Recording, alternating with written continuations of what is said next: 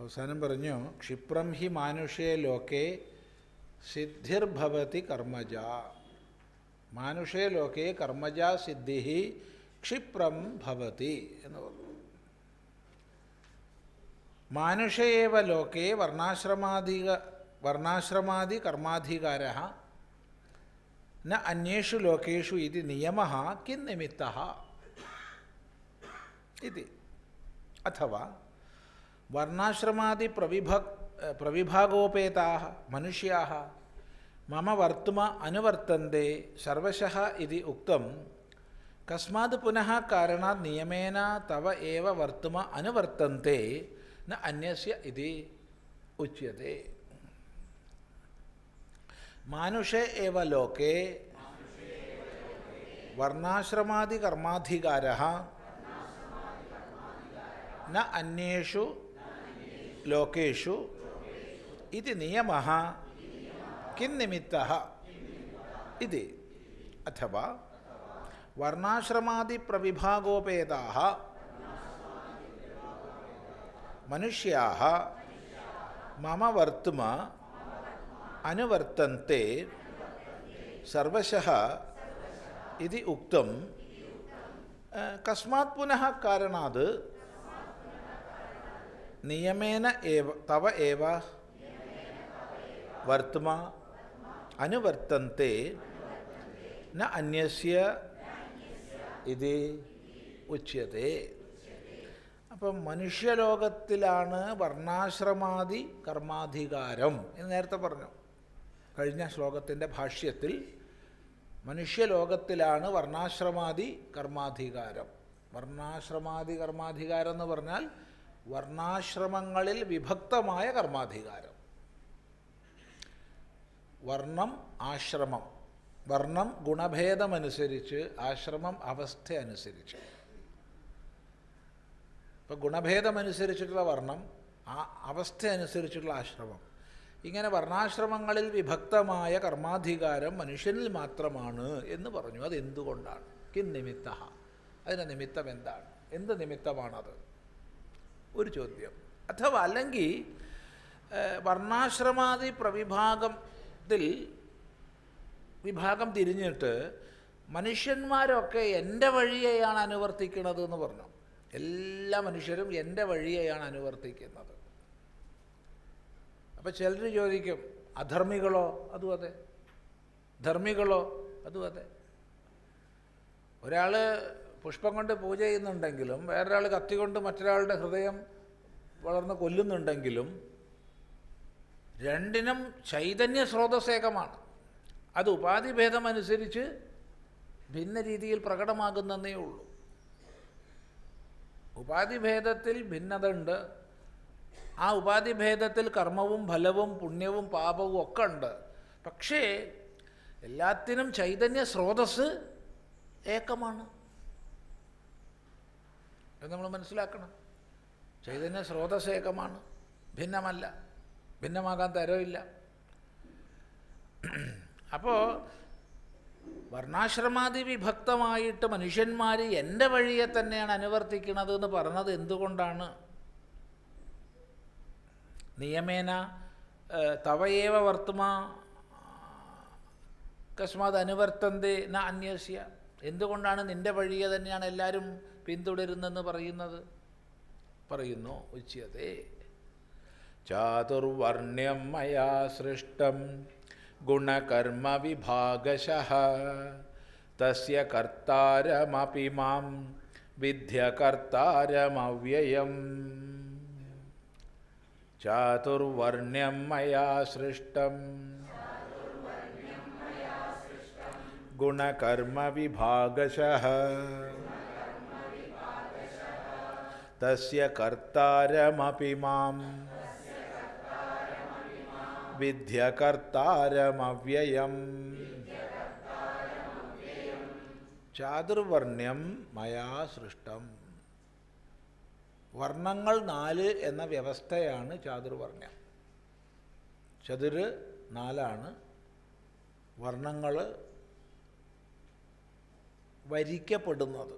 വർണ്ണം ബ്രിയതേ ഇതി വർണ്ണം, വരിക്കപ്പെടുന്നത്.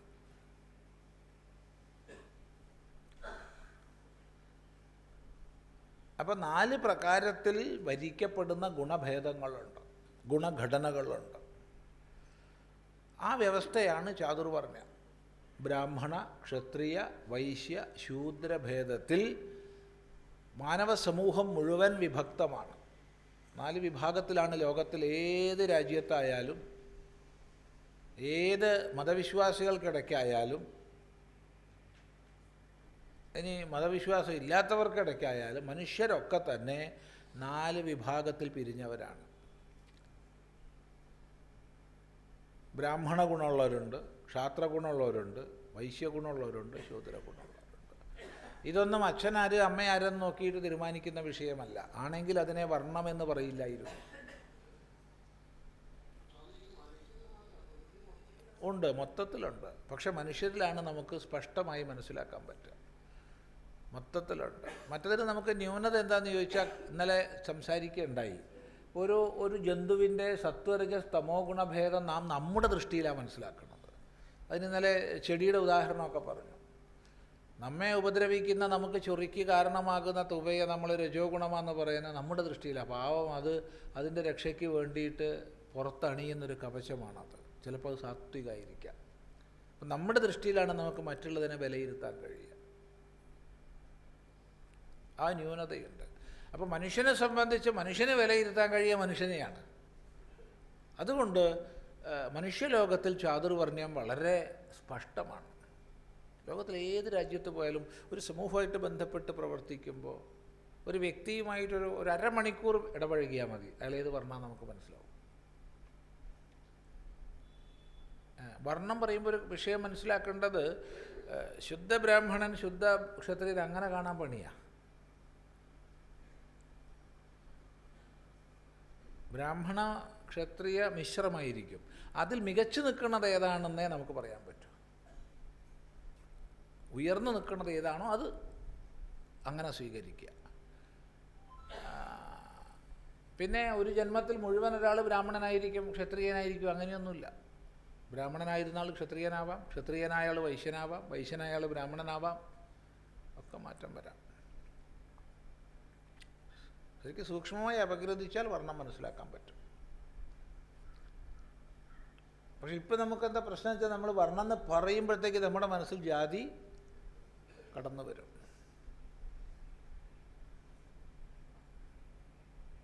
വലിയൊരു പ്രശ്നമാണ്. നാളൊരു ദിവസം ഒരാൾ ചോദിച്ചു, വളരെ ഗൗരവമായ ചോദ്യമാണ്, സ്വാമി വർണ്ണത്തെക്കുറിച്ച് ജാതി അല്ലാതാണെന്ന് നമുക്ക് പറഞ്ഞു. എന്നാൽ ലോകത്തിൽ എപ്പോഴെങ്കിലും വർണ്ണസിദ്ധാന്തം ഏതെങ്കിലും രാജ്യത്ത് ആ രീതിയിൽ അംഗീകരിക്കപ്പെട്ടിട്ടുണ്ടോ? വല്ലാത്തൊരു ചോദ്യമാണ്. വർണ്ണസിദ്ധാന്തം ഭാരതത്തിൽ തന്നെ എപ്പോഴെങ്കിലും സാമൂഹികമായിട്ട് അങ്ങനെ അംഗീകരിക്കപ്പെട്ടൊരു കാലം സ്വാമിക്ക് ചൂണ്ടിക്കാണിക്കാൻ പറ്റുമോ? സത്യസന്ധമായി പറയേണ്ടി വന്നു, കമ്മ്യൂണിസം പോലെയാണത്. മനസ്സിലായില്ല? കമ്മ്യൂണിസം പോലെയാണെന്ന് പറഞ്ഞാൽ എന്താ അർത്ഥം? നല്ലൊരു സിദ്ധാന്തമാണ്, ലോകത്തിൽ ഒരിക്കലും പ്രായോഗികമായിട്ടില്ല, ആവുകയില്ല. ഇതും അതുപോലെ തന്നെയാണ്. അതൊക്കെ ശരി, അവിടെയും ക്ഷത്രിയൻ്റെ മക്കൾ ക്ഷത്രിയരുന്ന പോലെ തന്നെയാണ് വന്നിട്ടുള്ളത്. രാജവംശങ്ങളുണ്ട്, ഇക്ഷ്വാകു മുതൽക്ക് ഇങ്ങോട്ട് രാജവംശങ്ങളുണ്ട്. ആ ഇക്ഷ്വാകു വംശത്തിൽ മഹാദുർവൃത്തന്മാരായ ആൾക്കാരും ഉണ്ടായിട്ടുണ്ട്, ഉത്തമ ബ്രാഹ്മണരും ഉണ്ടായിട്ടുണ്ട്, ഉത്തമ ക്ഷത്രിയരും ഉണ്ടായിട്ടുണ്ട്. വലിയ പ്രശ്നമാണത് സത്യസന്ധമായി പറഞ്ഞാൽ. അതുകൊണ്ടാണ് കമ്മ്യൂണിസം പോലെ എന്ന് പറഞ്ഞത്. സിദ്ധാന്തം എന്നുള്ള രൂപത്തിൽ നമുക്ക് മനസ്സിലാക്കാം, പ്രയോഗത്തിൽ കുറച്ച് വിഷമം തന്നെയാണ്. അതിന് കാരണം എന്താ വെച്ചാൽ, ഇത് മനുഷ്യൻ അടിസ്ഥാനപരമായി സ്വാർത്ഥത ഉള്ളവനാണ്. അപ്പോൾ സ്വാർത്ഥത ഉള്ളവനാണ് മനുഷ്യനെന്നത് കൊണ്ട് ഉത്തമമായ ഒന്ന് തൻ്റെ മക്കൾക്ക് കൊടുക്കാൻ ഒരു ത്വര നമ്മളിലൊക്കെ ഉണ്ടാവും. അപ്പോൾ ജാതി വരും.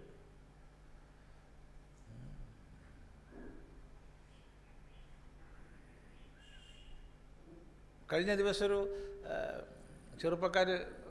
ചെറുപ്പക്കാർ മാത്രമാണ്, യുവജനങ്ങൾ കൂടിയ സ്ഥലത്തുനിന്ന് ജാതിയെക്കുറിച്ച് ചോദിച്ചു. ഹിന്ദുധർമ്മം എന്ന് പറഞ്ഞാൽ ജാതിയല്ലേ? ആയിക്കോട്ടെ, ജാതി എന്താ മോശ? ജാതി ഇപ്പോൾ ഇല്ലേ? ഞാൻ ചോദിച്ചത്, അതിന് ഒരു പ്രസിദ്ധനായൊരു നടൻ്റെ പേര് പറയാം, മമ്മൂട്ടി. മമ്മൂട്ടീൻ്റെ മോൻ എന്താ ചെയ്യണത്? അഭിനയമാണ്. വേറെ പ്രസിദ്ധനായ ആളുടെ പേര് പറയാം, മോഹൻലാൽ. മോഹൻലാലിൻ്റെ മോൻ എന്താ ചെയ്യണത്? അഭിനയം. അമിതാഭ് ബച്ചൻ അവിടെ മോൻ എന്താ ചെയ്യണത്? അഭിനയം. കരുണാനിധി ഉണ്ടായിരുന്നു, അതിൻ്റെ മോൻ ആരുണ്ടായിരുന്നത്? രാഷ്ട്രീയം. അതിൻ്റെ മോൻ എന്താ ചെയ്യുന്നത്? രാഷ്ട്രീയം. ഇതന്നെ ജാതി. ജാതി ഇതാണ്. വേറെന്താ ജാതി?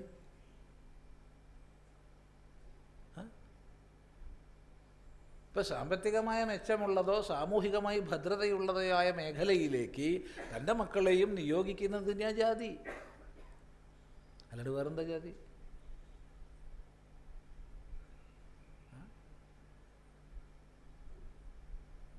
ഈ ജാതി ചിന്ത അത്രയ്ക്കധികം സമൂഹത്തെ രൂഢമാണ്. എന്നോട് തന്നെ പലരും ചോദിച്ചിട്ടുണ്ട്, സ്വാമിയുടെ അച്ഛൻ സന്യാസിയായിരുന്നോ? ഞാൻ ചോദിച്ചാൽ അച്ഛൻ സന്യാസിയാണെന്ന് വെച്ചാൽ ഞാൻ ഉണ്ടാവുമോ? ഇതൊരു കഷ്ടമാണ് നീ ചോദിക്കണത്. എന്നോട് ചോദിച്ചിട്ടുണ്ട്, എത്രയോ പേര് ചോദിച്ചിട്ടുണ്ട്, സ്വാമിയുടെ അച്ഛൻ സന്യാസിയായിരുന്നു എന്നുവെച്ചാൽ അതുപോലും ജാതീയമായിട്ടാണ് കാണുന്നത്. സന്യാസിയുടെ മക്കൾ സന്യാസിമാർ, അതിൻ്റെ മക്കൾ സന്യാസിമാർ. എന്തൊരു കഥയാണ്! എന്നോട് ഒരുപാട് പേര് ചോദിച്ചിട്ടുണ്ട്, 1, 2, 10 അല്ല.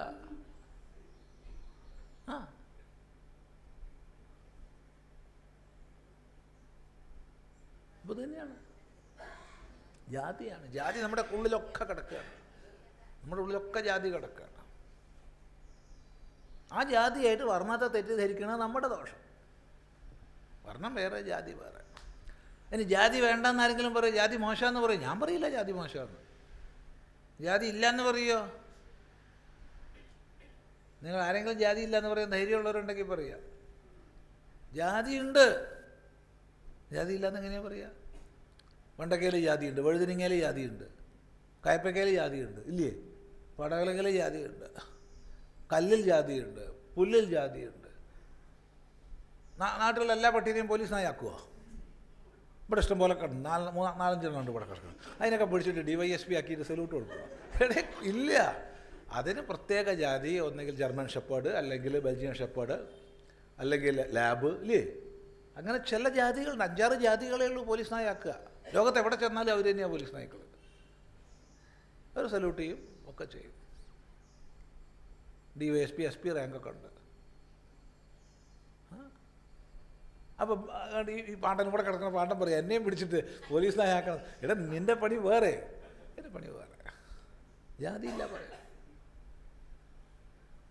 ജാതിയുടെ അടിസ്ഥാനത്തിൽ ഉച്ചനീചത്വ കൽപ്പന ഉണ്ടാവാൻ പാടില്ല. അത്രയേ ഉള്ളൂ. സാമ്പത്തികമോ സാമൂഹികമായ ഉച്ചനീചത്വങ്ങൾ വരുമ്പോൾ അത് ദോഷമായി തീരും. അല്ല, ജാതി ഇല്ല എന്നൊക്കെ പറഞ്ഞാൽ സംഗതി പെശക. എല്ലാത്തിലും ഉണ്ട് ജാതി. പുല്ലിൽ ജാതിയുണ്ട്, എല്ലാത്തിലും ഉണ്ട്.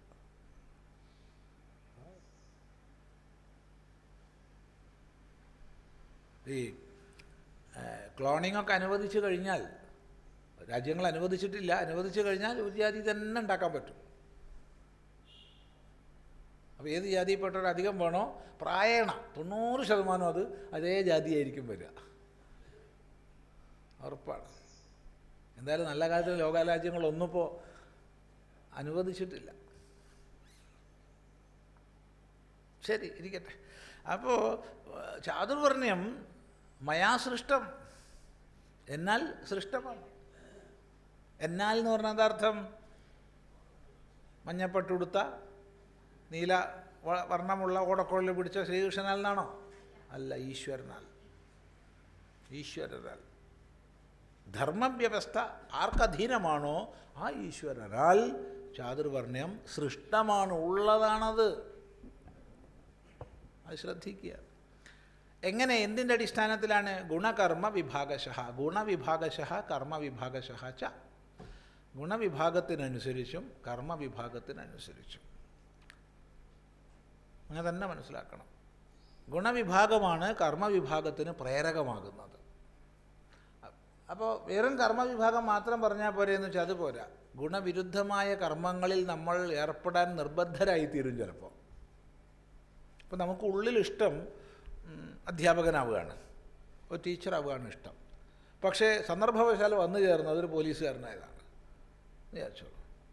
അപ്പോൾ ആ പോലീസുകാരനായി ചെയ്യുന്നുണ്ട്, ശമ്പളം കിട്ടണമെങ്കിൽ അത് ചെയ്യണം, നന്നായി ചെയ്യുന്നുണ്ട്, ഡ്യൂട്ടി വളരെ നന്നായി ചെയ്യുന്നുണ്ടെങ്കിലും ഉള്ളിൽ സംഘർഷമാണ്, ഉള്ളിൽ ഇഷ്ടമല്ല. ഇങ്ങനത്തെ സംഭവങ്ങളുണ്ടാവും. അപ്പം അവിടെ കർമ്മം മാത്രം നോക്കിയിട്ട് വർണ്ണം നിശ്ചയിക്കാൻ പറ്റില്ല. കർമ്മവും ഗുണഘടനയ്ക്ക് അനുസൃതമായ കർമ്മം ചെയ്യുമ്പോൾ ഓരോ ദിവസവും നമുക്ക് സംതൃപ്തിയായിരിക്കും. ഗുണഘടനയ്ക്ക് യോജിക്കാത്ത കർമ്മമാണോ ചെയ്യുന്നത്, ഓരോ നിമിഷവും സംഘർഷമായിരിക്കും. സംതൃപ്തിയോടുകൂടി കർമ്മം ചെയ്യുമ്പോൾ അത് വ്യക്തിക്ക് ഉയർച്ച ഉണ്ടാവും, സമൂഹത്തിന് ഗുണമുണ്ടാവും. മറ്റത് അയാളുടെ ചുറ്റുപാട് മുഴുവൻ അയോഗ്യമായ ജോലിയിൽ ഒരാൾ ഏർപ്പെടണമെന്ന് വെച്ചാൽ അയാളുടെ ചുറ്റുപാട് മുഴുവൻ അസ്വസ്ഥമായിരിക്കും.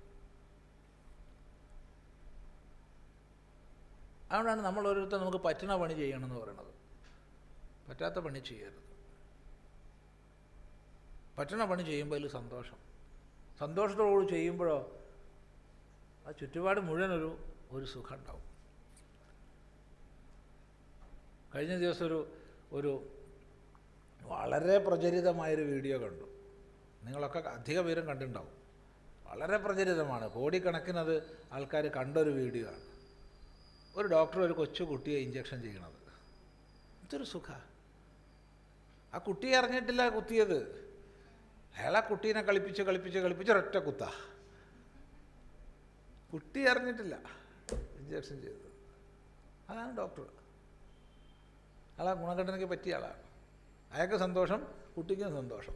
മറ്റതോ ചില ആൾക്കാർ സൂചി എടുക്കുമ്പോഴത്തേക്കാണ് നമുക്ക് പേടിയാവും കണ്ടാൽ. അതെ,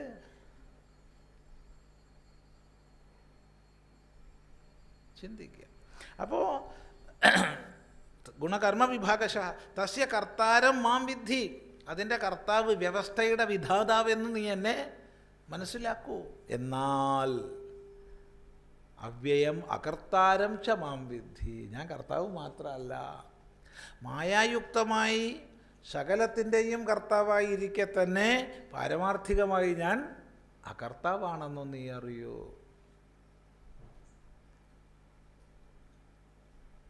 കർത്തൃത്വം മായികമാണ്. ഇവിടെയാണ് സാഖ്യവുമായിട്ടുള്ള ഏറ്റവും വലിയ വ്യത്യാസം. സാഖ്യദർശനമനുസരിച്ച് പ്രകൃതിയിലാണ് കർത്തൃത്വം, പുരുഷനിൽ ഭോക്തൃത്വം. പുരുഷനിൽ ഒരിക്കലും കർത്തൃത്വമില്ല. വേദാന്തം അതിന് അംഗീകരിക്കുന്നില്ല. വേദാന്തം പറയുന്നത് മായികമായി കർത്തൃത്വമുണ്ട്, ഭോക്തൃത്വമുണ്ട്. പാരമാർത്ഥികമായി കർത്തൃത്വമില്ല, ഭോക്തൃത്വമില്ല. ഇതാണ് വാസ്തവത്തിൽ ഞാൻ അകർത്താവാണ്. എന്നാൽ മായോപാധിയോട് ചേർന്ന് ഞാൻ കർത്താവാണ്. അപ്പം സകല വ്യവസ്ഥകളുടെയും വിധാതാവാണ് ഞാനെന്നറിയൂ. അതേസമയത്ത് ഞാൻ ഒന്നും ചെയ്യണില്ല എന്നും അറിയൂ. ഇതാണ് തൻ്റെ സ്വരൂപം. ഇപ്രകാരം എല്ലാം ചെയ്യുമ്പോഴും ഒന്നും ചെയ്യാത്ത കേവലമായ ആത്മസ്വരൂപമാണ് താനെന്ന ബോധത്തിൽ നീ എത്തിച്ചേർന്നാലും എന്നർത്ഥം. നോക്കൂ ഭാഷ്യം. ചാതുർവർണ്ണ്യം ചത്വരഃ ഏവ വർണ്ണാഃ ചാതുർവർണ്ണ്യം മയാ ഈശ്വരേണ സൃഷ്ടം ഉത്പാദിതം ബ്രാഹ്മണോസ്യ മുഖമാസീത് ഇത്യാദി ശ്രുതേഃ. ഗുണകർമ്മവിഭാഗശഃ ഗുണവിഭാഗശഃ കർമ്മവിഭാഗശഃ ച ഗുണാഃ സത്വരജസ്തമാംസി തത്ര സാത്വികസ്യ സത്വപ്രധാനസ്യ ബ്രാഹ്മണസ്യ ശമോദമതപഃ ഇത്യാദീനി കർമാണി സത്വോപസർജന രജപ്രധാനസ്യ ക്ഷത്രിയസ്യ ശൗര്യതേജഃ പ്രഭൃതീനി കർമാണി തമ ഉപസർജന രജപ്രധാനസ്യ വൈശ്യസ്യ കൃഷി ആദീനി കർമാണി രജ ഉപസർജന തമപ്രധാനസ്യ ശൂദ്രസ്യ ശുശ്രൂഷ ഏവ കർമ്മ ഇത്യവം ഗുണകർമ്മവിഭാഗശഃ ചാതുർവർണ്ണ്യം മയാ സൃഷ്ടം ഇത്യർത്ഥഃ. തച്ച ഇദം ചാതുർവർണ്ണ്യം ന അന്യേഷു ലോകേഷു അധഃ മാനുഷേ ലോകേ ഇതി വിശേഷണം. ഹന്ത തർഹി ചാതുർവർണ്ണ്യ സർഗാദേഃ കർമ്മണഃ കർത്തൃത്വ തദ്ഫലേന യുജ്യസേ അതഃ ന ത്വം നിത്യമുക്തഃ നിത്യേശ്വരഃ ഇതി ഉച്യത്തെ. യദ്യപി മായാസംവ്യവഹാരേണ തസ്യ കർമ്മണഃ കർത്താരമപി സന്തം മാം പരമാർത്ഥതഃ വിദ്ധി അകർത്താരം അത ഏവ അവ്യയം അസംസാരിണം ച മാം വിദ്ധി. ചാതുർവർണ്ണ്യം ചത്വാര ഏവ വർണ്ണാഃ ചാതുർവർണ്ണ്യം മയാ ഈശ്വരേണ സൃഷ്ടം ഉത്പാദിതം ബ്രാഹ്മണോസ്യ മുഖമാസീത്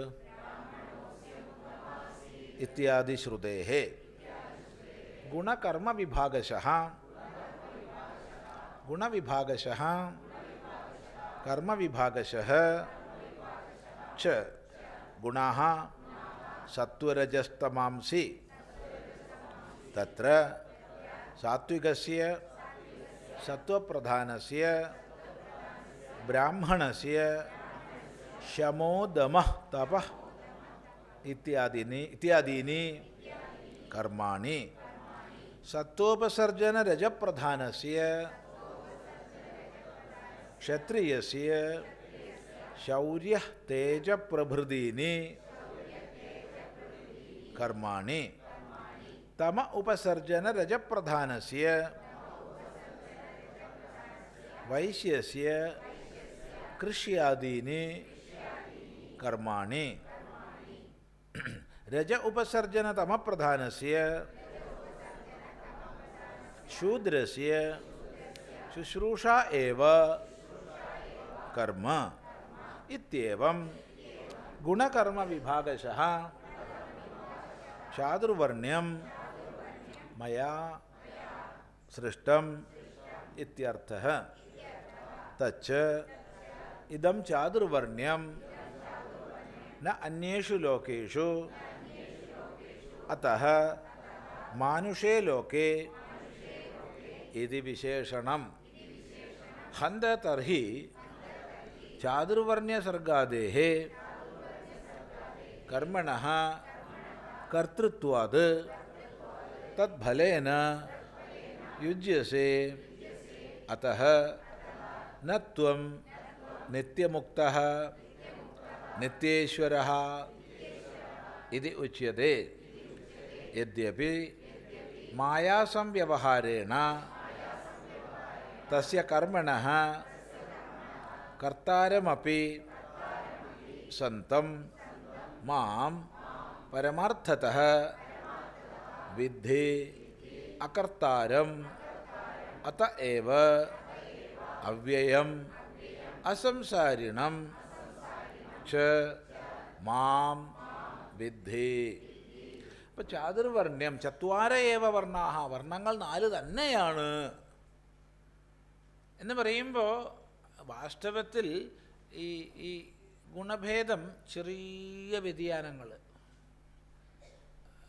സത്വത്തിൽ ചെറിയ വ്യതിയാനം, രജസിൽ ചെറിയ വ്യതിയാനം, തമസിൽ ചെറിയ വ്യതിയാനം, ഇങ്ങനെയുള്ള ഗുണഘടനാഭേദങ്ങൾ ചിന്തിച്ചാൽ കോടിക്കണക്കിന് ഗുണഘടനകളുണ്ട്. കോടിക്കണക്കിന്. ലോകത്തിലിപ്പോൾ എത്ര കോടി ജനങ്ങളുണ്ടോ അത്രയും ഗുണഭേദം ഉണ്ടാവും. ഒരാളെപ്പോലെ വേറൊരാൾ ഉണ്ടാവില്ല. ലോകത്തിൽ എന്നെപ്പോലെ ഞാൻ മാത്രമേ ഉണ്ടാവുള്ളൂ. ഈ ഇരിക്കുന്ന ഒരാളെപ്പോലെ വേറൊരാളില്ല, ഉറപ്പ്. എല്ലാവരും ഭിന്നമാണ്.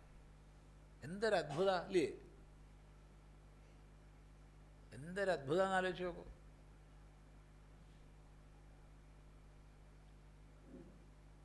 ഉപാധിയും നമ്മളെ പോലെ വേറെ ആർക്കെങ്കിലും ഉണ്ടോ? സാമ്യമുള്ളവരൊക്കെ ഉണ്ടാവും, ഛായ ഉണ്ടാവും, ശരിയാ. ഉപാധി നമ്മളെപ്പോലെ ആരെങ്കിലും ഉണ്ടോ? ഇല്ല.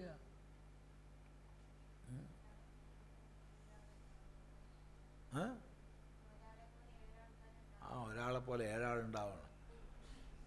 ഒരാളെപ്പോലെ അയാളെ ഉണ്ടാവുള്ളൂ. 7 ആളുണ്ടാവുന്നൊക്കെ അതൊക്കെ നമുക്ക് വേറെ ചില ആവശ്യങ്ങൾക്ക് പറയാൻ പറ്റും, അത്രയേ ഉള്ളൂ. അതൊക്കെ ഓർമ്മ വന്നു കഴിഞ്ഞാൽ പാഠം മുന്നോട്ട് നീങ്ങില്ല. തമാശ കഥകളൊക്കെ ഒരുപാടുണ്ട്.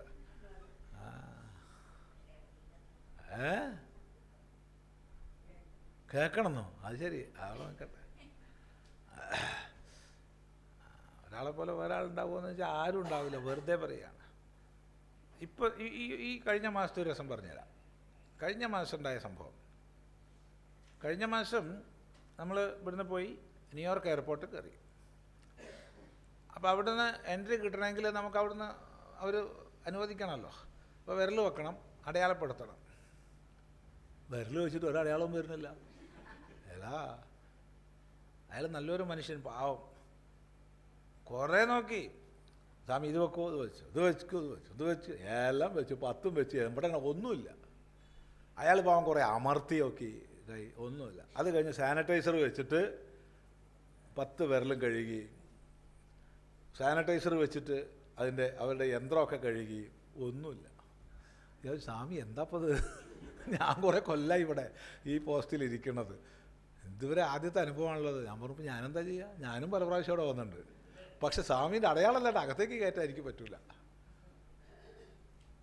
അപ്പോൾ അയാൾ ബോർഡ് വെച്ചു, മാറ്റി ആ ലൈൻ നിർത്തി വെപ്പിച്ചു. മറ്റ് വേറെ ഇഷ്ടം പോലെ ലൈനുണ്ടല്ലോ, ഈ ലൈൻ നിർത്തി. ഞാൻ കഴുകണേന് വിരോധമുണ്ടോ സ്വാമിക്ക്? കയ്യേ ഒരു വിരോധമില്ല. പാവം ഇവിടുന്ന് കുപ്പി വെള്ളമൊക്കെ കൊണ്ടുവന്ന് കൈയൊക്കെ കഴുകി എന്നിട്ട് വെക്കാൻ പറഞ്ഞു. എന്നിട്ടും വെക്കണില്ല, ആവണില്ല, ഒന്നുമില്ല. ഞാൻ ഞെക്കണേന് സ്വാമിക്ക് വിരോധമുണ്ട്. ഞാൻ പറഞ്ഞു എനിക്കൊരു വിരോധമില്ല, നിങ്ങൾ എന്ത് വേണമെങ്കിൽ ചെയ്തോളൂ.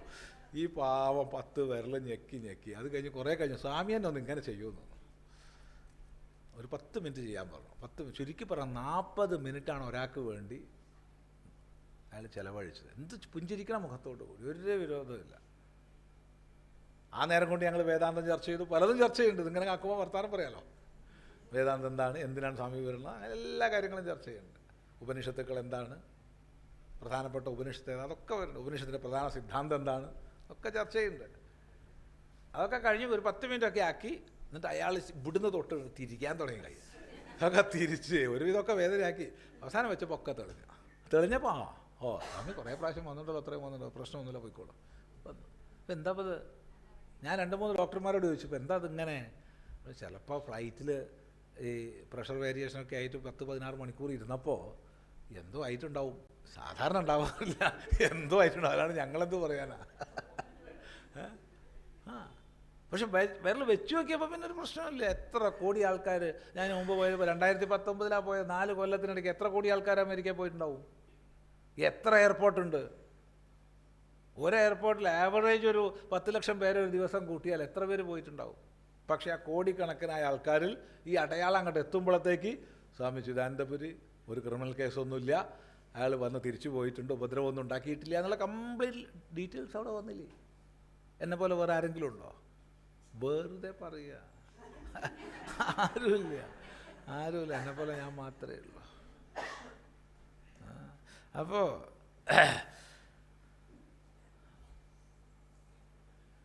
പക്ഷേ അതിൽ തന്നെ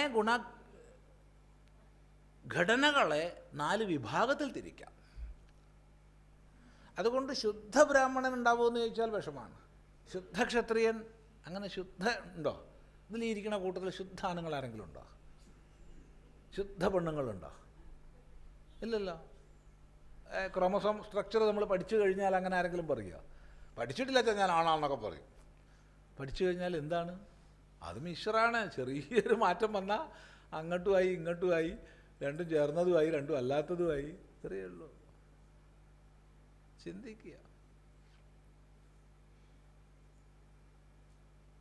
അപ്പോൾ 4 വിഭാഗത്തിൽ പിരിക്കാം, അത്രയേ ഉള്ളൂ.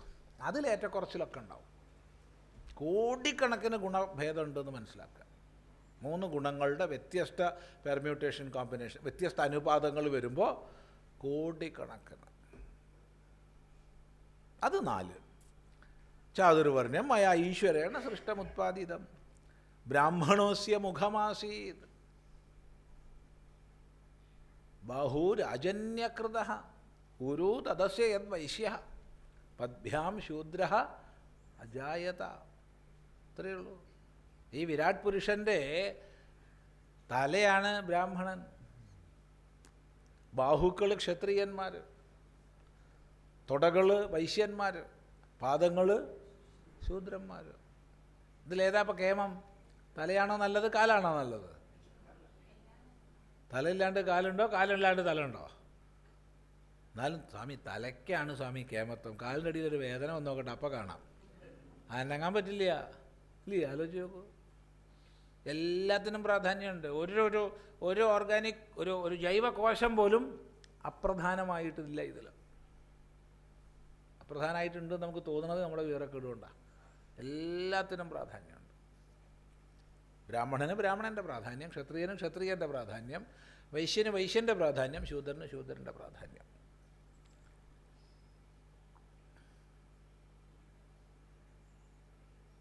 ഇങ്ങനെ 4 വർണ്ണങ്ങളായി പിരിഞ്ഞിരിക്കുന്നു. ഇത് പുരുഷസൂക്താണേ, ശ്രദ്ധിക്കുക. പുരുഷസൂക്തമാണേ എന്ന് പറഞ്ഞതിൻ്റെ താത്പര്യം എല്ലാ വേദങ്ങളിലുമുള്ള ഒറ്റ സൂക്തമേ ഉള്ളൂ, പുരുഷസൂക്തം മാത്രം. ഋക്കിലും യജുസിലും സാമത്തിലും അഥർവത്തിലും ഒരുപോലുള്ള സൂക്തമാണ് പുരുഷസൂക്തം. കുറച്ച് പാഠഭേദമുണ്ട്, ക്രമഭേദമുണ്ട്, ചില മന്ത്രങ്ങൾ ചിലതിലില്ല, എങ്കിലും പുരുഷസൂക്തം എന്നുള്ളത് എല്ലാത്തിലും ഉണ്ട്. അവിടെയാണിത് പറഞ്ഞത്. ബ്രാഹ്മണോസ്യ മുഖമാസീത് ബാഹുരാജന്യകൃത ഉരു തദസ്യദ്വൈശ്യ.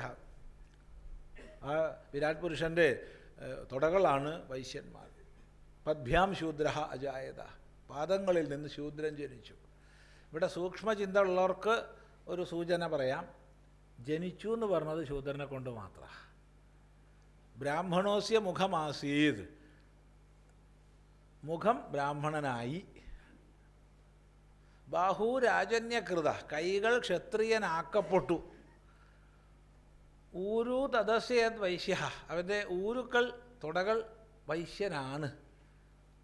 പദ്ഭ്യാം ശൂദ്രോ അജായത, കാലുകളിൽ നിന്ന് ശൂദ്രൻ ജനിച്ചു. അപ്പോൾ ജനിച്ചു എന്ന് പറഞ്ഞ ഒറ്റ ഒന്നിനെ കുറിച്ചുള്ളൂ, ശൂദ്രൻ മാത്രം. അതുകൊണ്ട് ജന്മനാ ജായതേ ശൂദ്ര, ജന്മനാ ജായതേ ശൂദ്ര, ജന്മനാ ശൂദ്രനാണ്.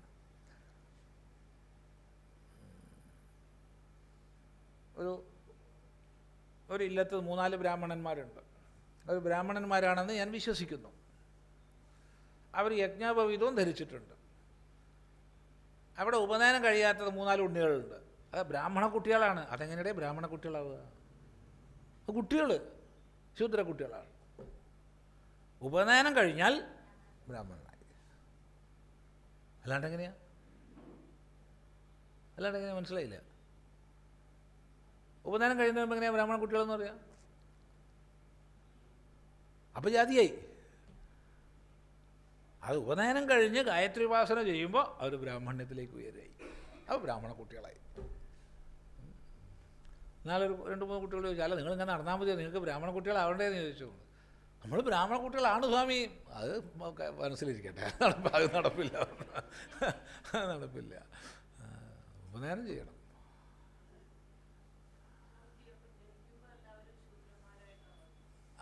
അതാ ചിന്തിച്ചോളുക, അല്ലേ പറഞ്ഞത് പദ്ഭ്യാം ശൂദ്രോ അജായത, കാലുകളിൽ നിന്ന് ശൂദ്രൻ ജനിച്ചു. ആ ജന്മനാ ജായതേ ശൂദ്ര.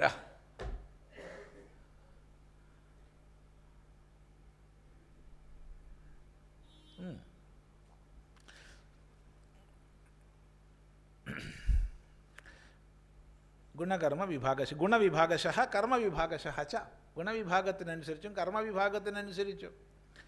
ഈ ഗുണവിഭാഗത്തിനനുസരിച്ചാണ് സ്വാഭാവികമായ കർമ്മചോദന വരിക എന്ന് മനസ്സിലാക്കുക, കർമ്മപ്രേരണ വരിക ഗുണവിഭാഗത്തിനനുസരിച്ച്. നമ്മുടെ ഉള്ളിലുള്ള ഗുണഘടനയ്ക്ക് അനുസരിച്ചാണ് നമ്മളിന്ന് കർമ്മപ്രേരണ വരിക. മനസ്സിലായില്ല? അങ്ങനെ വരുള്ളൂ. ഒരിക്കലും മറക്കാത്തൊരു ദൃഷ്ടാന്തമുണ്ട്, ഒരിക്കലും മറക്കാത്ത, എപ്പോഴും ഓർമ്മിക്കണം. ഇവിടെ പറഞ്ഞു കേട്ട് മടുത്തവരായിരിക്കും കൂട്ടത്തിൽ. അതൊരു 91-ലോ മറ്റോ ആണ്, 91-ലോ 92-ലോ എന്ന് ഓർമ്മയില്ല, അത്രയും മുമ്പാണ്. അദ്വൈതാശ്രമം ഉണ്ടാവുന്നതിന് മുമ്പാണ്, അത് ഉറപ്പിച്ച് പറയാം. നമ്മൾ കൊല്ലത്ത് ഒരു പരിപാടിക്ക് പോയതാണ്, ആശ്രമത്തിൽ. അപ്പം അവിടെ ഒരു വേദാന്ത ക്ലാസ്സാണ്. അതിലെന്തോ ദൃഷ്ടാന്തം പറഞ്ഞപ്പോൾ പിശാച് എന്നൊരു ശബ്ദം വന്നു. അപ്പോൾ പിശാച് എന്ന ശബ്ദം വന്നപ്പോൾ നമ്മൾ പറഞ്ഞു, പിശിതം മാംസം അശ്നന്തി ഇത് പിശാച്, ഇറച്ചി കഴിക്കണവരാണ് പിശാചുക്കൾ. ഈ കൂട്ടത്തിലും കാണും കുറച്ചൊക്കെ എന്ന് പറഞ്ഞു. തമാശയ്ക്ക് പറഞ്ഞതാ, പറയേണ്ട ആവശ്യം ഉണ്ടായിരുന്നില്ല, എന്നാലും വായിലാട് വന്നാൽ പറയണ്ടേ. ഈ കൂട്ടത്തിലും കാണും കുറച്ചൊക്കെ എന്ന്. ഉടനെ ഒരു അമ്മ എഴുന്നേറ്റിട്ട്, അതേ നിങ്ങളുടെ കോഴിക്കോടൊക്കെ കാണും, ഇവിടെ കാണത്തില്ല എന്ന്. നിങ്ങളെ കോഴിക്കോട്, എനിക്കെന്ത് കോഴിക്കോട്, എനിക്കെന്ത് കോഴിക്കോടാണല്ലോ, ഒരു കോഴിക്കോടിലല്ല ഒരുപോലെ എന്നല്ലാണ്ട് എന്താ. ഞാൻ ശരി പറഞ്ഞു, അല്ലാണ്ട് എന്താ. പ്രശ്നം കഴിഞ്ഞു. നമ്മൾ റൂമിൽ പോയി വെള്ളം കുടിക്കുകയാണ്. കുറച്ച് ഒരു കുപ്പിയിൽ വെള്ളം കിടക്കാൻ കുടിക്കുക. പെട്ടെന്ന് കാലിലൊരു വെയിറ്റ് നോക്കിയപ്പോൾ ഒരു മനുഷ്യനാണ് വീണ് കിടക്കുന്നുണ്ട്. ഒരാൾ പെട്ടെന്ന് എഴുന്നേറ്റ്, സ്വാമി പൊറുക്കണം, മാപ്പാക്കണം. എനിക്കൊന്നും മനസ്സിലാവുന്നില്ല. എന്ത് മാപ്പാക്കാൻ? എന്ത് പൊറുക്കണം എന്നാണ് നിങ്ങൾ പറഞ്ഞത്? എന്താ പ്രശ്നം? ഞാൻ ആദ്യം കാണുകയാണല്ലോ. അത് സ്വാമി, അവിടുന്ന് സ്വാമിയോട് കയർത്തൊരു സ്ത്രീ സംസാരിച്ചില്ലേ? എന്ത് കയർത്ത്? അവരഭിപ്രായം പറഞ്ഞു. അതിലിപ്പോൾ കയർത്തിട്ടൊരു പ്രശ്നമൊന്നുമില്ല. എന്താ സംഭവം? എന്താ? അതെൻ്റെ ഭാര്യയാണ്. ഓ ആയിക്കോട്ടെ, എന്താ പ്രശ്നം? നിങ്ങളെന്തിനാ മാപ്പ് പറയണത്? അല്ല, അവൾ സ്വാമിയോട് സന്യാസിയോട് പറയാൻ പാടില്ലാത്ത ഭാഷയെ പറഞ്ഞില്ലേ, അതുകൊണ്ട് ഞാൻ മാപ്പ് പറയാൻ വന്നതാണ്. അത് പ്രശ്നമൊന്നുമില്ല, ഞാനത് ഗൗരവമായിട്ട് എടുത്തിട്ടേ ഇല്ല. അപ്പോൾ പറഞ്ഞു, അതല്ല സ്വാമി പ്രശ്നം. പിന്നെന്താ പ്രശ്നം? ഏതെങ്കിലും ദിവസം ഞാൻ ഓഫീസിൽ നിന്ന് തിരിച്ചു വരുമ്പോൾ മാംസം വാങ്ങിയിട്ടില്ല വെച്ചാൽ അവൾ ചട്ടുക കൊണ്ട് എന്നെ തല്ലും. അത്ര മാംസം വേണ്ട ആളാണത്. എന്നിട്ടാണ് പറഞ്ഞത് എന്ത്? ഓ നിങ്ങൾ കോഴിക്കോട്ട് കാണുന്നു. അതുകൊണ്ടാണ് എനിക്ക് പ്രയാസം. നമ്മൾ എനിക്ക് മനസ്സിലായിട്ടുണ്ട്. അതെങ്ങനെ? അതാ സ്വഭാവം കണ്ടാണ് ഇവിടെ. ഇങ്ങനൊരു പൊതുവേദിയിൽ വെച്ച് ഒരു ബന്ധമില്ലാതെ ആദ്യം കാണുന്ന ഒരു സന്യാസിയോട് ഇങ്ങനെ കയർക്കുമെങ്കിൽ അവരുടെ ഭർത്താവിന് അവരെന്തൊക്കെ ചെയ്യുന്നുണ്ടാവും നമുക്ക് ആലോചിച്ചറിയില്ല. എന്നിട്ട് അയാളുടെ പേരെന്താണ്? അയാളുടെ പേര് ഭർത്താവ് ഭരിക്കുന്നവൻ. അവളുടെ പേരെന്താണ്? ഭാര്യ ഭരിക്കപ്പെടുന്നവൾ. നോക്കണേ, ചട്ടുവം കൊണ്ട് തല്ലുന്നാണ് അയാൾ പറഞ്ഞത്. ഈ ഇറച്ചി കൊണ്ടുകൊടുത്തില്ല. അങ്ങനെ ഇറച്ചി കഴിക്കുന്ന ആളാണ് ഈ പറഞ്ഞത്. ഇതാണ് പറഞ്ഞത്. പെട്ടെന്ന് ചോദന വരും. വേണ്ടെന്ന് ഞാൻ ചിലപ്പോൾ പറഞ്ഞു പോവും. ഗുണഘടനയ്ക്ക് അനുസരിച്ച് കർമ്മചോദന വരും. ആ ഗുണകർമ്മങ്ങൾക്കനുസരിച്ചാണ് വർണ്ണം.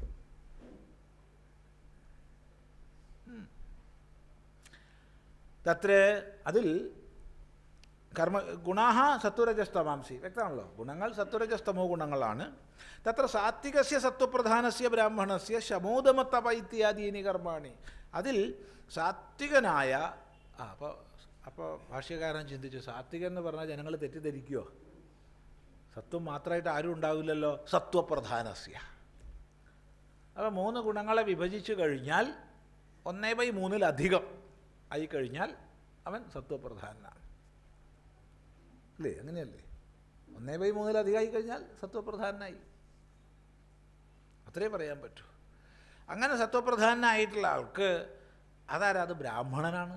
അത് ബ്രാഹ്മണ ഗുണമാണ്. അങ്ങനെയുള്ള ആൾക്ക് സ്വാഭാവികമായി ശമോദമ തപ ഇത്യാദീനി കർമാണി. ഏതാ? ശമോദമസ്തപശൗചം ക്ഷാന്തിരാർജവമേവ ച ജ്ഞാനം വിജ്ഞാനമാസ്തിക്യം ബ്രഹ്മകർമ്മസ്വഭാവജം. അതാണ് ആ ശ്ലോകമാണ് ഇവിടെ അർത്ഥമാക്കുന്നത്. ശമോദമ തപ ഇത്യാദീനി. ശമോദമ തപ ശൗചം ക്ഷാന്തി ആർജവം ഏവച്ച ജ്ഞാനം വിജ്ഞാനം ആസ്തിക്യം ബ്രഹ്മകർമ്മ സ്വഭാവജം. ശമം മനോനിയന്ത്രണം, ദമം ഇന്ദ്രിയ നിയന്ത്രണം, തപസ് ശാരീരികവും വാചികവും മാനസികവുമൊക്കെ ആയിട്ടുള്ള ക്രമീകരണം, ശൗചം ശുദ്ധി പാലിക്കുക, ക്ഷാന്തി ക്ഷമാശീലം, ആർജവം നേരെ പോകുന്നുള്ള ഋജുസ്വഭാവം, ജ്ഞാനം അറിയാനുള്ള സാമർഥ്യം, വിജ്ഞാനം അറിഞ്ഞതിനെ അനുഭവത്തിൽ സാക്ഷാത്കരിക്കാനുള്ള സാമർഥ്യം, ആസ്തിക്യം ശാസ്ത്രം ഗുരു ഒക്കെ പറയണത് ശരിയാണ് എന്ന ബോധം. ഇത് 18-ാം അധ്യായത്തിൽ വിസ്തരിച്ചിട്ടുണ്ട്. ഇത്രയുമാണ് ബ്രാഹ്മണൻ്റെ കർമ്മങ്ങൾ. ഇതൊക്കെ കർമ്മമാണോ എന്ന് ചോദിച്ചാൽ ഇതൊക്കെ ആവശ്യമുള്ള കർമ്മങ്ങളാണ്, ബ്രാഹ്മണോചിതങ്ങളായ കർമ്മങ്ങൾ. അപ്പോൾ അത് രണ്ടും ചേർന്നാൽ അവൻ ബ്രാഹ്മണൻ. ഗുണഘടനയും കർമ്മഘടനയും ചേർന്നാൽ ബ്രാഹ്മണൻ. സത്വോപസർജന രജപ്രധാനസ്യ ക്ഷത്രിയസ്യ ശൗര്യതേജപ്രഭൃതീനി കർമാണി. സത്വം രണ്ടാമതായി വരുന്ന രജപ്രധാനിക്ക്. അപ്പോൾ ഒരു 1/3 രജസ് വരിക, തൊട്ട് താഴെ സത്വം, അതിന് താഴെ തമസ്. ഈ ഗുണഘടനയുള്ള മനുഷ്യർ ക്ഷാത്രഗുണമുള്ളവരാണ്. അങ്ങനെ ക്ഷത്രിയർക്ക് എന്താ കർമ്മം? ശൗര്യ തേജ പ്രഭൃതിരി. ശൗര്യം തേജസ് തുടങ്ങിയവയാണ്. അതേതാ? ശൗര്യം തേജോ ധൃതിർദാക്ഷ്യം യുദ്ധേ ചാപ്യപലായനം ദാനമീശ്വരഭാവശ്ച ക്ഷാത്രം കർമ്മസ്വഭാവജം. ശൗര്യം ശൂരത, കൊല്ലാനുള്ള സാമർഥ്യം. അതെല്ലാവർക്കും ഉണ്ടാവില്ല. ഇല്ലേ? എല്ലാവർക്കും ഞാൻ അപ്പം നിനക്ക് ഒന്ന് തരാമെന്ന് പറഞ്ഞിട്ട് വന്ന് അടുത്ത അയ്യോ വേണ്ട കേട്ടോ, എന്താ പറഞ്ഞത് സ്വാമി, അല്ല നിന്നെ ഒന്ന് കാണാമെന്ന് വിചാരിച്ചിട്ട് വന്നതാണെന്ന് തിരിച്ചു പോകും. കൊല്ലാൻ എല്ലാവർക്കും ആവില്ല, സാധിക്കില്ല. ശൗര്യം വേണം. തേജ, നല്ല പ്രാഗൽഭ്യം, തേജ. ധൃതി, നല്ല മനക്കരുത്ത്, സഹനത എന്നൊക്കെ പറയാം, തൻ്റെ ഇടം ഒക്കെ ചേർന്നതാ ധൃതി. ദാക്ഷ്യം, സാമർഥ്യം. യുദ്ധേജാപ്യപലായനം, യുദ്ധത്തിൽ നിന്ന് പിന്തിരിയാതിരിക്കുക. ഒന്നിനൊരുങ്ങി പുറപ്പെട്ടാൽ അത് ചെയ്തിട്ടേ മടങ്ങുള്ളൂ. ദാനം, തൻ്റെ വസ്തുവകകളെ മറ്റുള്ളവരുമായി പങ്കുവെക്കാനുള്ള മനോഭാവം. ഈശ്വരഭാവം, എല്ലാവരെയും നിയന്ത്രിച്ച് നിർത്താനുള്ള കഴിവ്. ഇതൊക്കെ ചേർന്നാൽ അത് ക്ഷത്രിയോചിതമായ ഇതാണ്. അതൊക്കെ ആവശ്യമുള്ള തൊഴിലുകളൊക്കെ ക്ഷത്രിയൻ്റെയാണ്. ഭരണാധികാരികളൊക്കെ ക്ഷത്രിയന്മാരായിരിക്കണം. ക്ഷത്രിയന്മാരായിരിക്കണം ഭരണാധികാരികൾ. പിന്നെ തമ ഉപസർജന രജപ്രധാനസ്യ വൈശ്യസ്യ കൃഷിയാദീനി കർമാണി. തമസ് രണ്ടാമത് വരുന്ന രജപ്രധാനി. അപ്പോൾ 1/3 രജസ് തന്നെയാണ്. തൊട്ട് താഴെ സത്വത്തിന് പകരം തമസ് വരിക. ആ ഗുണഘടനയുള്ളവർക്ക് വൈശ്യന്മാരാണവർ. അവർക്ക് കൃഷിയാദീനി. ഏതായി കൃഷിയാദീനി? കൃഷി, ഗോരക്ഷ, വാണിജ്യം, വൈശ്യകർമ്മ സ്വഭാവജം.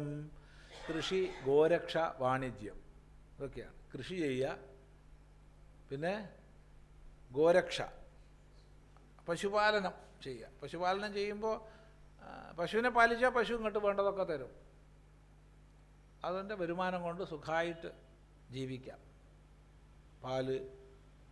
പാലിൽ നിന്നുള്ള ഉൽപ്പന്നങ്ങൾ, പിന്നെ ഗോമൂത്രം, ചാണകം, ഇതൊക്കെ. പാലിനേക്കാൾ വരുമാനം തരുന്നതാണ് മൂത്രം, ഗോമൂത്രവും ചാണകവും. പാലിനേക്കാൾ വരുമാനം അതിലാണ്. പാലിനേക്കാൾ വില കിട്ടുമെന്ന് ഗോമൂത്രത്തിനാണ്. നല്ല വൃത്തിയിലെടുത്ത് പ്രോസസ്സ് ചെയ്യണമെന്ന് മാത്രം. പാലിന് എത്ര രൂപ കിട്ടും? സാധാരണ പാലിന് വാങ്ങണ വിലയല്ല, വിൽക്കണ വില. ഒരു 32 എത്രയാണ്? അത്രയേ ഉള്ളൂ ഇപ്പോൾ. എന്നാൽ പോട്ടെ 40. ഗോമൂത്രത്തിന് എത്ര കിട്ടും? ഗോമൂത്രത്തിന് 100-100 രൂപേൻ്റെ അടുത്ത് കിട്ടും 1 ലിറ്ററിന്. ഗോമൂത്രമാണ് വരുമാനം കൂടുക പാലിനേക്കാൾ. വേണ്ട രീതിയിൽ ശുദ്ധീകരിച്ച് എടുക്കണമെന്ന് മാത്രം.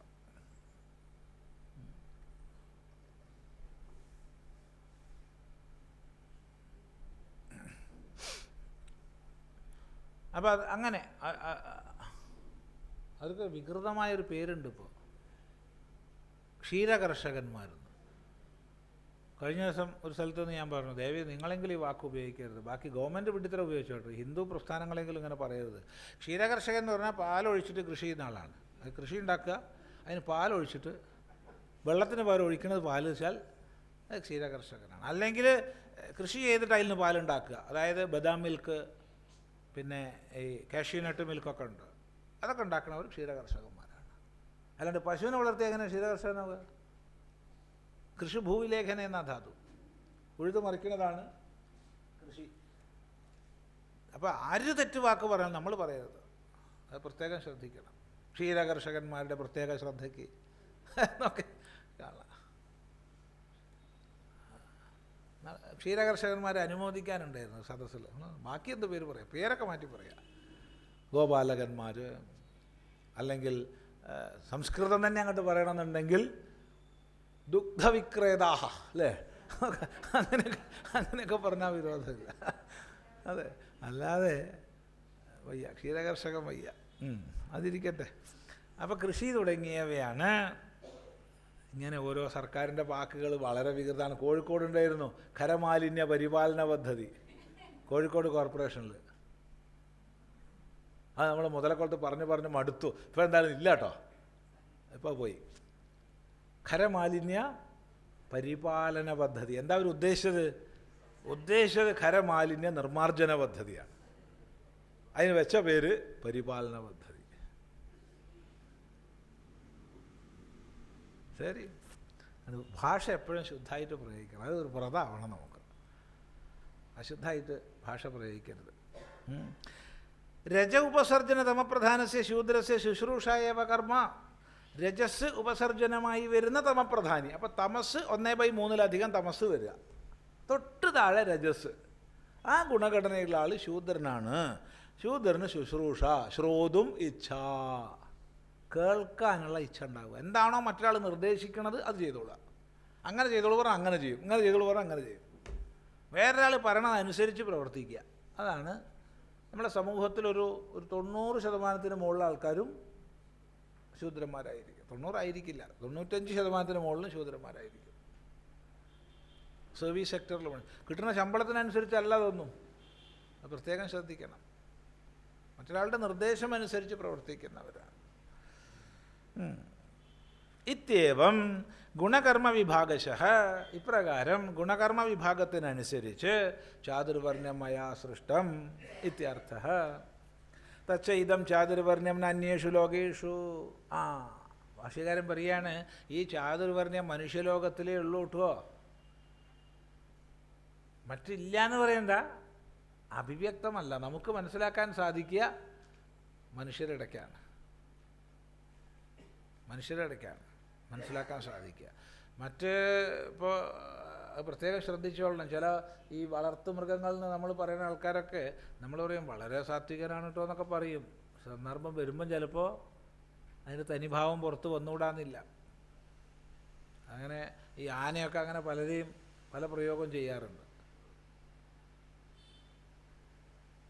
നമുക്ക് ശരിക്കും മനസ്സിലാക്കാൻ പറ്റില്ല. കുറേയൊക്കെ മനസ്സിലാക്കാം, എന്നാലും എളുപ്പമല്ല. മനുഷ്യരിൽ മനസ്സിലാക്കാൻ എളുപ്പമാണ്. ബ്രാഹ്മണനാണോ ക്ഷത്രിയനാണോ വൈശ്യനാണോ, അതാണ് അന്യേഷു ലോകേഷു. അതഃ മാനുഷ്യലോകേ ഇത് വിശേഷണം. മനുഷ്യലോകത്തിൽ കർമ്മജാസിദ്ധി, കർമ്മജനിതമായ സിദ്ധി ക്ഷിപ്രം ഭവതി.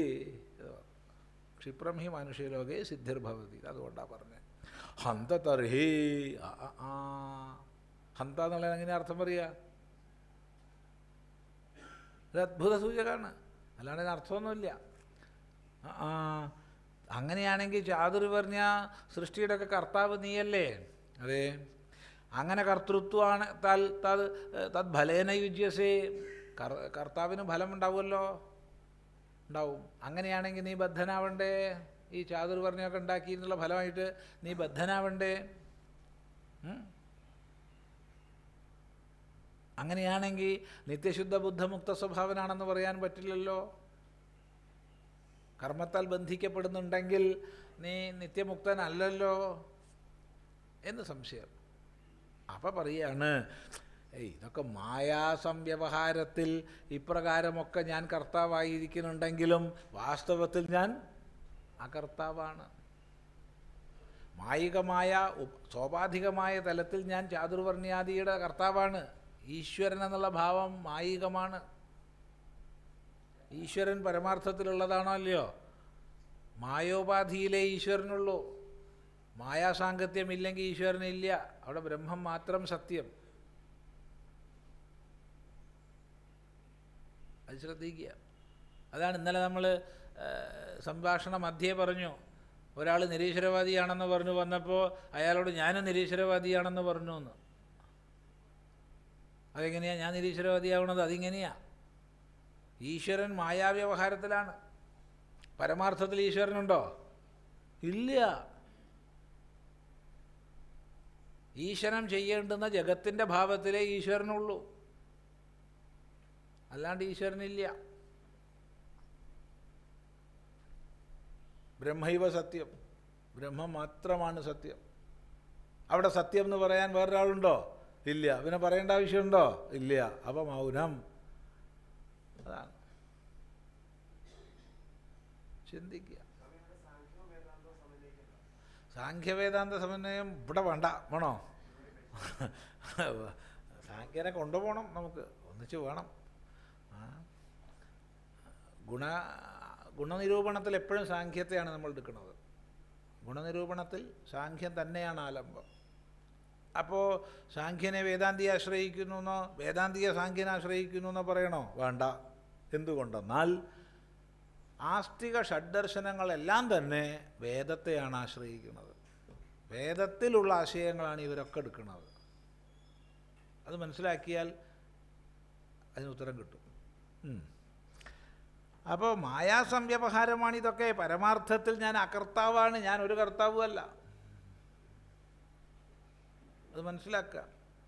മായോപാധിയിലുള്ളത് സദാ ഉള്ളതല്ല. ഈ പണ്ട് മനസ്സുകളിൽ മുഴുവൻ പ്രതിഷ്ഠിതമായൊരു ദൂരദർശൻ സീരിയലായിരുന്നു രാമായണം, ഇല്ലേ? അങ്ങനെ അതിൽ രാമനായിട്ട് അഭിനയിച്ച ആൾ ഒരു സ്ഥലത്ത് സിഗരറ്റ് വലിക്കുക, ഒരമ്മ പോയിട്ടൊരു ഒറ്റയടി. എന്താ കാരണം? രാമ സിഗരറ്റ് വലിക്കുക. എന്താ കഥ? എന്താ നോക്കണേ? അയാൾ ആ വേഷം അയച്ചു വെച്ചപ്പോൾ അയാൾ മാറിയില്ലേ? അവരെ വെച്ച് പൂജിക്കുക. ഇപ്പോഴും മിക്കവാറും ഇത്തരം സീരിയലിൽ വരുന്നവരാണ് ദൈവങ്ങളുടെ രൂപങ്ങൾ, പുതിയ രൂപങ്ങൾ. ഇപ്പോൾ രാജാരവിവർമ്മയാണല്ലോ ഏറ്റവും അധികം ദൈവങ്ങൾ ഉണ്ടാക്കിയ ആൾ, അല്ലേ? രാജാരവിവർമ്മയാണ് ഏറ്റവും അധികം ദൈവങ്ങളുടെ രൂപം ഉണ്ടാക്കിയ ആൾ. പക്ഷേ ഉത്തരഭാരതത്തിൽ പല സ്ഥലത്തും ഇപ്പോൾ സീതയുടെ സ്ഥലത്തൊക്കെ ഈ സിനിമയിൽ, ഈ നാടകത്തിലുള്ള സീതയാണ് ഇപ്പോൾ ഉള്ളത്. അതെ, ഇരിക്കട്ടെ. ഇതാണ് മായികാണ്. അതിൻ്റെ പരമാർത്ഥ ഭാവമൊന്നും അല്ല. മായ എടുത്ത് അണിയുമ്പോൾ ഈശ്വരൻ, അവിദ്യയുടെ കുപ്പായം എടുത്തിട്ടാൽ ജീവൻ. അത്രയേ ഉള്ളൂ. കുപ്പായം ഊരി കഴിഞ്ഞാൽ ബ്രഹ്മം. അത്രയേ ഉള്ളൂ.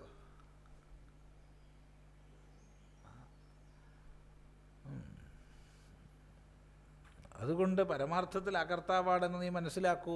അസംസാരിയാണ് ഞാനെന്ന് മനസ്സിലാക്കൂ.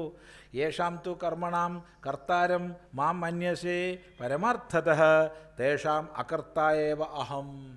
യതഃ യേഷാം തു കർമ്മണാം കർത്താരം മാം മന്യസേ പരമാർത്ഥതഃ തേഷാം അകർത്തായേവ അഹം. യതഃ. അപ്പോൾ പറയുകയാണ്, ഏതേത് കർമ്മങ്ങളുടെ കർത്താവായിട്ട് നീ എന്നെ മനസ്സിലാക്കുന്നുവോ പരമാർത്ഥത്തിൽ ഞാൻ ആ കർത്താവാണ് കേട്ടോ. ഇത് വേഷം കെട്ടുമ്പോൾ ഞാൻ അതാന്നേ ഉള്ളൂ. ആ വേഷം അഴിച്ചു വെച്ചാൽ ഞാൻ കർത്താവല്ല, അകർത്താവാണ്.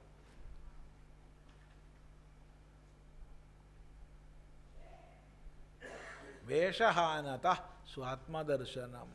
രമണ മഹർഷി അതുകൊണ്ട് പറഞ്ഞു, ഈ വേഷം കുപ്പായം അഴിച്ചു വെച്ചാൽ ആത്മദർശനമായി. ഈ കുപ്പായം അഴിക്കാനാണ് പണി. അതിനോടാണ് നമുക്ക് ഒട്ടിച്ചേരൽ വരുന്നത്. അതാണ്. ഇപ്പോൾ രണ്ടാൾ രണ്ട് കുപ്പായം അഴിക്കണം. ഈശ്വരൻ മായയുടെ കുപ്പായം അഴിക്കുക, ജീവൻ അവിദ്യയുടെ കുപ്പായം അഴിക്കുക. അപ്പോൾ രണ്ടും ഒന്നാന്ന് മനസ്സിലായി. ഇത്രയേ ഉള്ളൂ.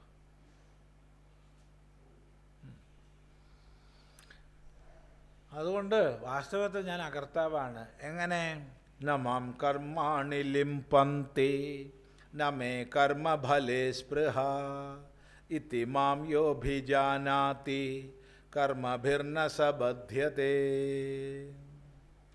ന മാം കർമാണി ലിംപന്തി ന മേ കർമ്മഫലേ സ്പൃഹ ഇതി മാം യോഭിജാനാതി കർമ്മഭിർന സബധ്യതേ. ന മാം കർമാണി ലിംപന്തി മാം കർമാണി ന ലിംപന്തി. എന്നെ കർമ്മങ്ങൾ ലേപനം ചെയ്യുന്നില്ല, ബന്ധിക്കണില്ല, പുരളുന്നില്ല. മേ കർമ്മഫലേ സ്പൃഹ ന അസ്തി.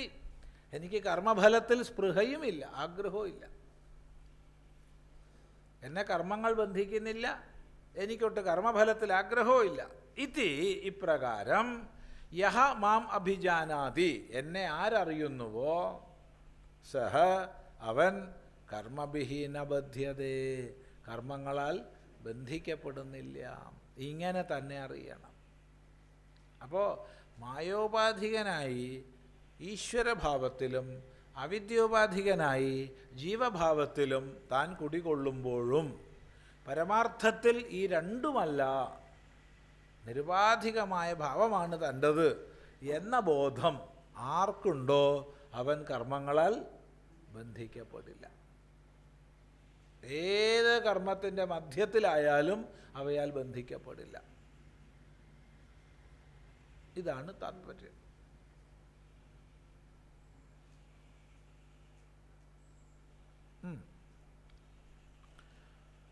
നമുക്കിവിടെ ആചാര്യന്മാർ വിസ്തരിച്ചതാണ് ഈ ഭാഗമൊക്കെ. വളരെ വിസ്തരിച്ച ഭാഗമാണ്. അവിടെ നമ്മൾ നേരെ ഭാഷ്യത്തിലേക്ക് പോകുന്നു.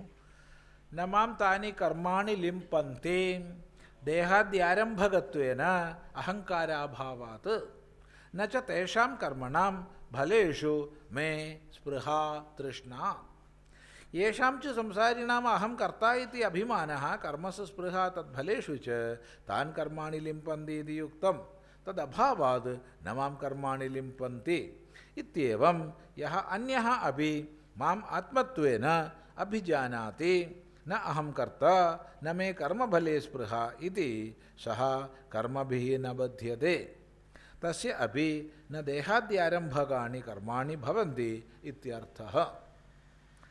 ന മാം താനി കർമാണി ലിംപന്തി ദേഹാദ്യാരംഭകത്വേന അഹങ്കാരാഭാവാത് ന ച തേഷാം കർമ്മണാം ഫലേഷു മേ സ്പൃഹ തൃഷ്ണ യേഷാം തു സംസാരിണാം അഹം കർത്താ ഇതി അഭിമാനഃ കർമ്മസു സ്പൃഹ തദ്ഫലേഷു ച താൻ കർമാണി ലിംപന്തി ഇതി യുക്തം തദഭാവാത് ന മാം കർമാണി ലിംപന്തി ഇത്യേവം യഹ അന്യഃ അപി മാം ആത്മത്വേന അഭിജാനാതി നാഹം കർത്താ ന മേ കർമ്മഫലേ സ്പൃഹ ഇതി സഹ കർമ്മഭിः ന ബധ്യത്തെ തസ്യ അപി ന ദേഹാദ്യാരംഭകാണി കർമാണി ഭവന്തി ഇത്യർത്ഥഃ. അപ്പോൾ എന്നെ കർമ്മങ്ങൾ ബന്ധിക്കുന്നില്ല. ദേഹാദ്യാരംഭകത്വേന അഹങ്കാരാഭാവാത്. എങ്ങനെ ബന്ധിക്കുന്നില്ല? ദേഹാദ്യാരംഭകത്വേന. ദേഹം തുടങ്ങിയവയെ ഉണ്ടാക്കുന്നതിലൂടെ എന്ന് പറഞ്ഞാൽ ദേഹം തുടങ്ങിയവ ഉണ്ടാകുന്നതിന് കാരണമാകുന്നതിലൂടെ കർമ്മങ്ങൾ എന്നെ ബന്ധിക്കുന്നില്ല. എന്തുകൊണ്ടില്ല? അഹങ്കാരാഭാവാത്. അഹങ്കാരമില്ലാത്തത് കൊണ്ട്. ആർക്ക് ഉപാധിയിൽ ഞാനെന്നും അതിനാൽ ചെയ്യപ്പെടുന്നതിൽ എൻ്റെ എന്നുണ്ടോ അവർ മാത്രമാണ് അവയാൽ ബന്ധിക്കപ്പെടുന്നത്. ഇപ്പോൾ വാസ്തവത്തിൽ എന്നെ ബന്ധിക്കുന്നത് ആരാ? എൻ്റെയാ, എൻ്റെ. അതുകൊണ്ടാണ് മമേതി മായാ പ്രവർത്തത എന്ന് പറയാറുണ്ട്. എൻ്റെ എന്ന നിലയ്ക്കാണ് മായ പ്രവർത്തിക്കുന്നത്. മായ പ്രവർത്തനം എൻ്റെ എന്നുള്ളതാണ്. എൻ്റെ. നച്ചതേഷാം കർമ്മണം ഫലേഷു മേ സ്പൃഹ തൃഷ്ണ. ആ കർമ്മങ്ങളുടെ ഫലങ്ങളിൽ എനിക്ക് തൃഷ്ണയും ഇല്ല, കർമ്മങ്ങളോട് എനിക്ക് താതാത്മ്യവും ഇല്ല. പോരെ. എന്നാൽ ഏത് സംസാരികൾക്കാണോ ഞാൻ കർത്താവാണെന്ന അഭിമാനമുള്ളത്, അതിൻ്റെ ഫലങ്ങളിൽ എനിക്ക് എൻ്റെ എന്നുള്ളതുള്ളത്, അവരെ കർമ്മങ്ങൾ ബന്ധിക്കുക തന്നെ ചെയ്യും. അതില്ലാത്തത് കൊണ്ട് എന്നെ കർമ്മങ്ങൾ ബന്ധിക്കില്ല. അപ്പോൾ ഇത് പറയുമ്പോൾ നമുക്കൊരു സംശയം, ഭഗവാനെ കർമ്മം ബന്ധിക്കില്ല എന്ന് പറഞ്ഞിട്ടും പഠിച്ചിട്ടും നമുക്ക് വല്ല പ്രയോജനമുണ്ടോ? ഉണ്ടോ? ഭഗവാനെ നിനക്ക് 4 കൈയുണ്ട്, കിരീടമുണ്ട്, പിന്നെന്താ ഗതയുണ്ട്, ചക്രമുണ്ട് എന്നൊക്കെ പറഞ്ഞ് നമുക്ക് വല്ല കാര്യമുണ്ടോ? ഭഗവാന് കിരീടമുണ്ടെങ്കിൽ ഭഗവാന് കൊള്ളാം, നമുക്കെന്ത്? നമുക്ക് പണയം വെക്കാൻ കിട്ടുമോ? ഭഗവാന് ഗത ഉണ്ടെങ്കിൽ നമുക്കെന്ത് കാര്യം? മനസ്സിലായില്ല? എന്താ അഭിപ്രായം? ഭക്തന്മാരെങ്ങനെയാ ചൊല്ലുക? അവിടത്തേക്ക് 4 കൈയുണ്ട്, അല്ലേ, കിരീടമുണ്ട്, കൗസ്തുഭം അണിഞ്ഞിട്ടുണ്ട്, ശ്രീവത്സമുണ്ട്. എടാ, ഇതൊക്കെ ഭഗവാനുണ്ടായിട്ട് നിനക്കെന്ത് കാര്യം? നിനക്കെന്തുണ്ട്? അത് പറ. എനിക്കിപ്പോൾ ഒന്നുമില്ലല്ലോ, പിന്നെ നീ വെറുതെ പറഞ്ഞത് കാര്യമാണ്. അതുപോലെ ഇവിടെ ഈശ്വരൻ നിത്യശുദ്ധനാണ് മുക്തനാണെന്നൊക്കെ പറഞ്ഞ് നിനക്ക് വല്ല കാര്യമുണ്ടോ? വെറുതെ സമയം പോയി എന്നല്ലാണ്ട്. അപ്പോഴാ പറയണത് ഇതല്ല വേണ്ടത്. ഇപ്രകാരം ഞാൻ കർത്താവല്ല ഭോക്താവല്ല എന്ന് ആരറിയുന്നുവോ അവനും കർമ്മബന്ധങ്ങളിൽ നിന്ന് മുക്തനായിത്തീരുന്നു. അപ്പോൾ ഭഗവാൻ അങ്ങനെയാണെന്നറിയല്ല വേണ്ടത്, പിന്നെയോ ഞാൻ അങ്ങനെയാണെന്നറിയാൻ വേണ്ടത്.